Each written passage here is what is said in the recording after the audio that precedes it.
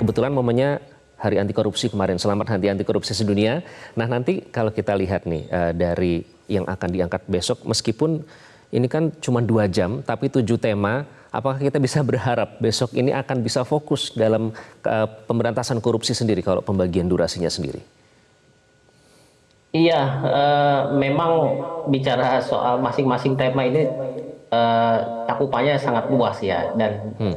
saya yakin itu tidak akan mencukupi untuk membahas tema per tema, tapi setidaknya eh, bisa menjelaskan masing-masing strategi saja turunan dari misi yang sudah dituangkan dalam visi-visinya itu menurut saya sudah cukup gitu. Maksud saya kalau bicara soal bagaimana perbaikan indeks persepsi korupsi saja misalnya itu kan yang menjadi Hmm.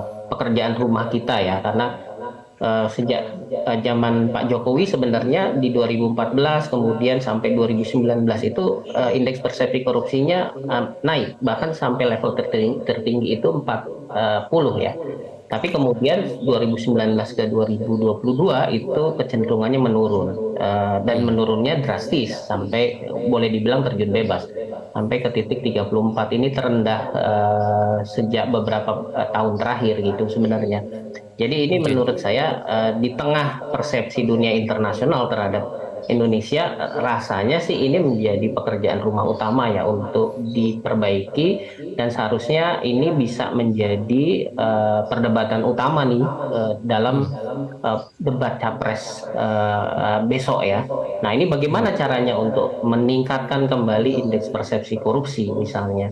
Nah yang kedua menurut saya soal pemulihan keuangan negara, karena beberapa tahun terakhir relatif ya boleh dibilang tidak berhenti juga penegakan hukum kasus korupsi, baik yang itu yang dilakukan oleh kepolisian, kejaksaan ataupun Komisi Pemberantasan Korupsi. Cuma persoalannya adalah pemulihan keuangan negara yang masih sangat kecil.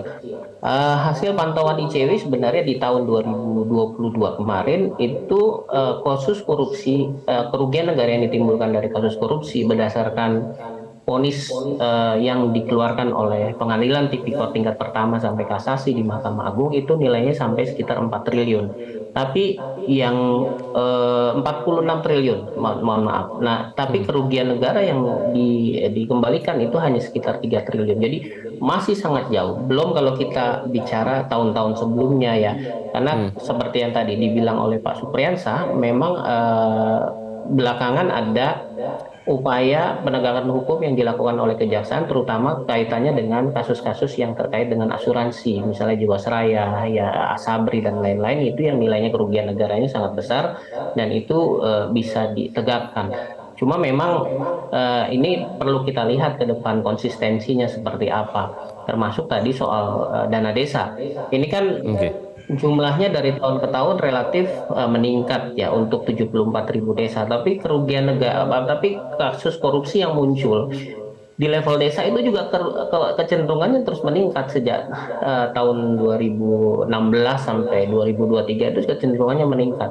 Jadi Hmm. memang ini yang agak mengkhawatirkan adalah dampaknya nanti dari alokasi dana desa ke kesejahteraan masyarakat itu akan menurun karena justru banyak dinikmati oleh elit-elit desa gitu seperti kepala Hmm. desa ataupun perangkat desa.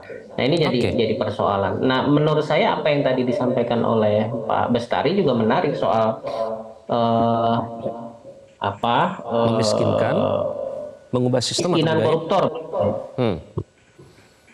Pemiskinan koruptor itu menurut saya juga isu yang menarik ya, tadi juga disampaikan oleh Pak Anies ya, karena Hmm. sekali lagi koruptor itu tidak takut dihukum lama gitu ya, karena kalau selama dia belum dimiskinkan dia akan Hmm. bisa membeli fasilitas atau Karena katanya koruptor ya itu tidak takut tidak mati tapi takut miskin begitu ya Mas Agus ya. Nah ada satu lagi yang betul, jadi itu sorotan. yang terjadi Ini karena adalah pada akhirnya nah, mereka bisa membeli berbagai macam fasilitas di penjara gitu ya, dan satu ketika lagi keluar dia bisa dilulukan lagi dan bisa mencalonkan lagi nih sebagai pejabat Mas publik Agus gitu. soal KPK Mas Agus. Bagaimana Anda melihat Ya, kredibilitas lembaga KPK saat ini? Ya, menurut saya soal KPK ini menjadi persoalan besar juga ya, terutama pasca penetapan tersangka Pak Firly Bahuri gitu ya. Karena ini jadi satu-satunya dalam sejarah Komisi Pemberantasan Korupsi, bahkan mungkin di negara lain gitu ya, ketua lembaga penegak hukum kasus korupsi ditetapkan sebagai tersangka untuk kasus korupsi. Dan kasusnya sendiri terkait dengan pemerasan gitu. Jadi ini sangat-sangat memalukan sekali. Nah, ini jadi pekerjaan rumah juga. Nah, kalau saya melihat dari visi misi yang ada di ketiga capres dan cawapres ini, sepertinya apa yang disampaikan dalam misinya Pak Anies itu cukup menjanjikan karena ingin mengembalikan Oke, KPK sebagai lembaga independen, gitu ya. baik. Nah, Kita menurut langsung saya tanya ini ke satu. Pak Bestari. Bang Bestari, caranya seperti Bagaimana apa Bang caranya? Bestari? Hmm. Jelajahi cara baru mendapatkan informasi. Download Metro TV Extend sekarang.